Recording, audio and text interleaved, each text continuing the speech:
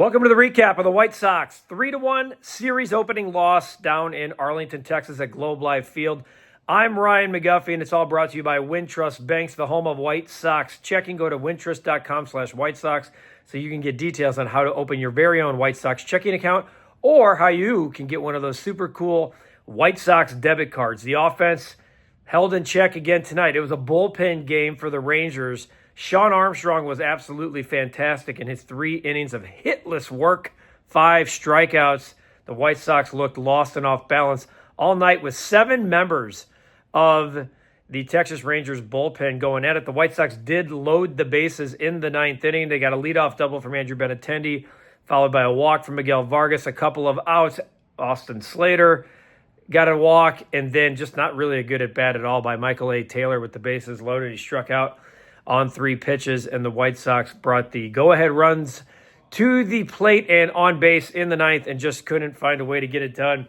Let's go to our Hooters winging it starting pitching matchup. As I mentioned, Armstrong got the start, went 3 innings to get the bullpen game going for the Texas Rangers.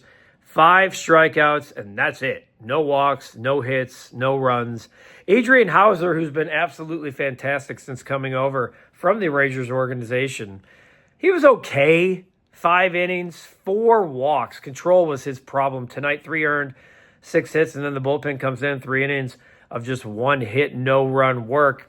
And offensively, offensively, Luis Robert on this road trip has been better. Another 2-hit night. He did have a double. He just missed one in the 9th inning. He still looks like he's a tick off. Gordon Beckham even said so on the broadcast on CHSN. He got a really good pitch to hit, drove it to deep right, but he just didn't look like he made the contact he wanted on a pitch that every batter in that situation is looking for. And when Luis Robert has been going right, he has done damage on a pitch just like that. But this still comes down to the White Sox inability to get things done. They only had 6 hits. The only multi-hit game of the night was from Luis Robert. I'm going to have to go with the apt player of the game to Armstrong. He set the tone for the entire game. Shawn Armstrong, 3 innings, 5 strikeouts. The Texas Rangers offensively, they had a great night from their leadoff hitter, Josh Smith, the DH.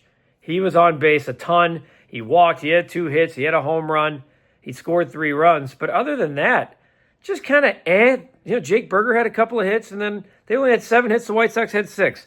But at the end of the day, the White Sox offense just not getting it done. Chase Meidroth, after an 0 for 5 last night, follows up with an 0 for 4 tonight. Kyle Teal 0 for 2. Just not a good night for the White Sox young guys. Edgar Caro did come in and get a pinch hit. He was 1 for 2 on the game as he continues to find ways to hit. White Sox lose 3-1. Folks, they got to be a better offensive team, and they're just not there yet. They got a lot of young guys. The big news before the game earlier today, Andrew Vaughn and his career with the White Sox is over. He was shipped to Milwaukee for more pitching depth. Aaron Savali, an old friend, we should know that, a nemesis when he was with Cleveland, is now a member of the White Sox. I like the move because once the White Sox sent Andrew Vaughn down, it was the beginning of the end of a very disappointing career with the White Sox. The former number 3 overall pick is now in the AAA Nashville system of the Milwaukee Brewers. White Sox lose 3-1. We're back at it tomorrow in Texas. We'll have the recap for you. I'm Ryan McGuffey. Have a great night. We'll see you tomorrow. Take that.